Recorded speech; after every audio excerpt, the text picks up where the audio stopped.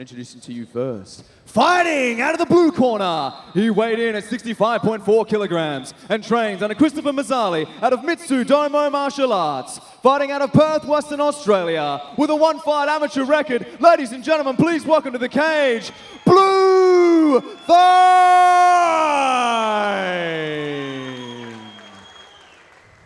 And introducing his opponent, fighting out of the red corner, he weighed in at 65.9 kilograms and trains under Steve Kennedy out of Kick-Ass Mixed Martial Arts. Fighting out of Perth, Western Australia, making his amateur debut tonight inside the Eternal Cage. Ladies and gentlemen, make some noise for Liam Lucas!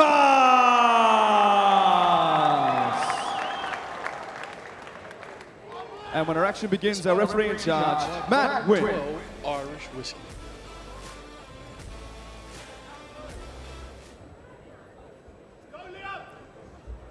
So final instructions here from referee Matt Wynn as we're about to get the first fight of the night underway. Eternal MMA 73 live from the sold-out HBF Stadium in Perth. And Matt Wynn claps us in. Three-minute rounds if needed here to pick a winner at featherweight. And immediately as the two lock up, you can really see that size advantage for Lucas. Yeah, you can. And you look at him to sort of judge the distance and sort of stay out of the range of Blu as well. He said he's going to try to use his range. He thinks he's got good takedown defense, so he's happy to stand on the feet and really pick him apart. So some nice movement from both gentlemen to start us off here. Right hand over the top, slightly short. Blu Thein. And big left hand lands. See Blu really trying to close that distance real quick. He doesn't want to stay in that outside range. He's doing a good job of exploding in and taking away that advantage that Lucas has. Hooks that outside leg and beautiful takedown to the mat here, Kyle. Yeah, here we go. You see Blu now trying to take his back. He may have that choke on there.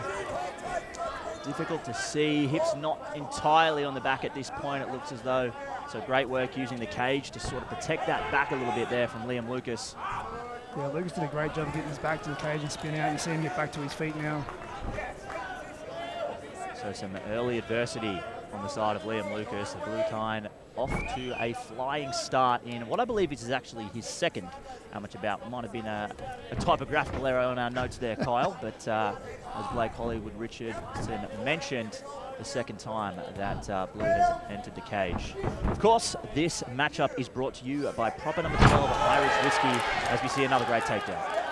Yeah, it was a good takedown. Blu was able to drop his level there, get under his hips and really lift him up and put him down. I think Blu had better advantage on the feet. You know, if he feels comfortable enough, he should let him go and start striking again. But I'm sure they've got a good game plan to push him against the cage and probably really cook him. Yep, expending a lot of energy here, but some beautiful chain wrestling on display from Blu.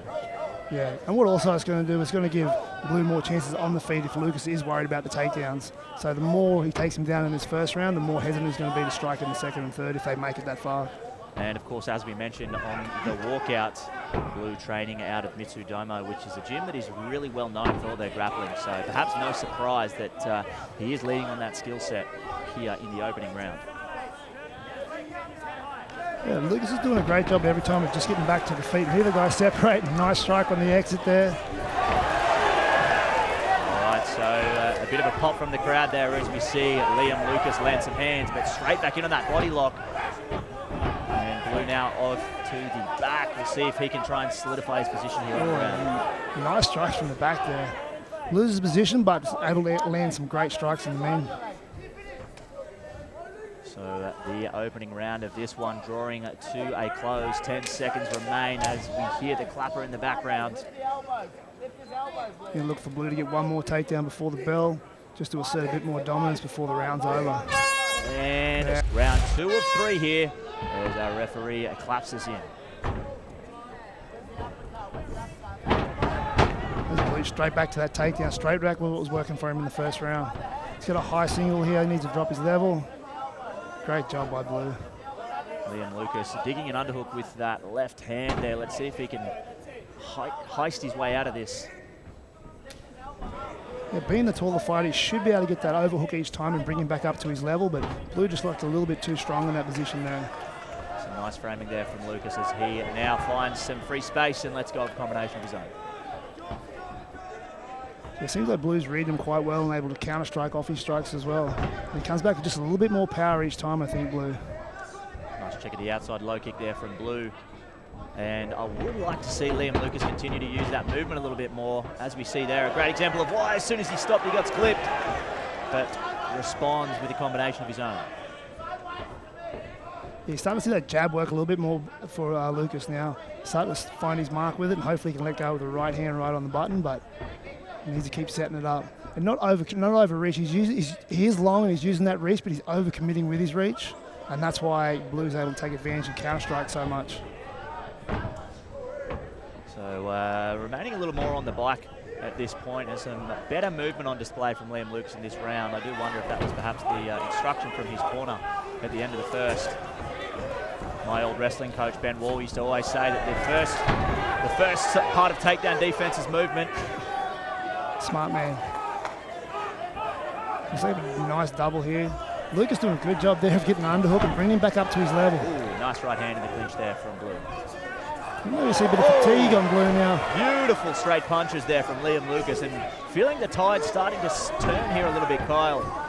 It was all Blue in the opening round, and Liam Lucas really finding his range a little bit more here in round two. You see Blue's mouth starting to open up a little bit. You know, he's really gassed right now. He looks to me like he's a bit tired. I think he may have expended a lot of energy in the first and the second, but see Lucas now starting to take over a little bit more and pick his shots and have a bit more fun out there. High kick partially blocked there for Blue. A couple of winging right hands find the mark and straight back on the hips. Beautiful work from Blue. Yeah, Blue reading that very well. Saw his opportunity for a takedown, went for it. So they march close around here in round two than we saw in the opening round. Barring anything drastic, we could potentially be looking at 1-1 heading into the third here. Let's see if Blue can do his best to leave an impression in the judge's mind here with perhaps one more takedown for good measure, Kyle. Yeah, I think one more takedown for Blue may get it, as we see Lucas now going for a guillotine choke. It looks to be tight. That looks tight. That looks like it's on, Daniel. Very similar to Abdallah Biada's victory, his teammate against Josh Kuhn just a few weeks ago. Oh, saved by the bell.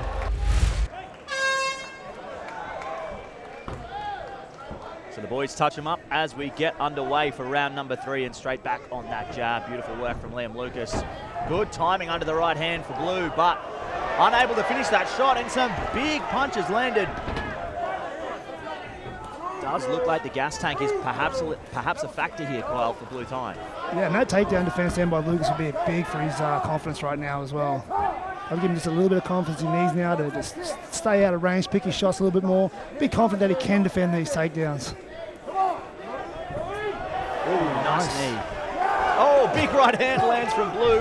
What a way to get under, to get started here, I should say, sorry, at Eternal 73. Don't count Blue out yet. Phenomenal heart showing by Blue too. If he is gassing right now and he's still going, he's still looking to end this fight. It looks like a quick wardrobe adjustment there from our referee. And back underway, just on 2 minutes remaining in this one, Kyle. Yeah, it's a hard fight to pick so far. I think Blue's doing a great job with the takedowns. Lucas now having a lot more success with the hands. In my far from professional opinion, I was probably thinking 1-1 going into this third round. Big slip there, though, from Liam Lucas. Let's see if Blue can capitalise. Yeah, this will be a crucial part in this round too. If he can hold him down now and really get that control he's been looking for at the start, he have a great chance of winning this fight. It's a bit high on the hips though, not really locking anything up, just sort of floating too much on top once he gets it to the ground. Oh, Bulldog choke attempt here. I think he's under the armpit though, is he? Yes, it looks like it. So relatively safe here. Liam Lucas completely safe now, I should say. Beautiful knee. An absolute war of attrition. One lands on the chin. Big right hand counter from Blu Thein. Both guys showing signs of fatigue right now as well. What heart both these guys are showing. An absolutely exhausting pace, Kyle. Fantastic way to get this weekend started, I should say. Not only tonight, of course, rolling straight through to UFC 284 tomorrow morning here in beautiful Perth, Western Australia, and Liam Lucas, Blu Thein, putting on an absolute show for our opening bout of the night. Blue has to be careful in that spot there. He's leaning over too much with his head too far forward. We've already seen Lucas land a few knees from that position, so I can see Blue just a little bit more careful there. Here we go, that ninja choke again. and there's time. 26 seconds to go. Does he have the gas tank to finish it though, Daniel? I'm not quite sure why he's putting his head like in that position to finish Liam Lucas. Let's see. Now potentially looking for an arm-in variation, but good wrist control shown there from Blu Thein to take away the threat. Yeah, Blu did a great job then of wrist fighting, hand fighting, getting his neck out of a bad position. This is a very, very important final 10 seconds. Liam Lucas, you would think, has to stay on his feet here if he wants to try and win the decision. Wow, very close fight. Well, ladies and gentlemen, after 3 rounds of action, we go to the judges' scorecards for a decision. Judge 1 scores the fight 29-28 to the red corner. Judge 2 scores the fight 29-28 to the blue corner. And Judge 3 scores the fight 29-28 for your winner by a split decision in the blue corner.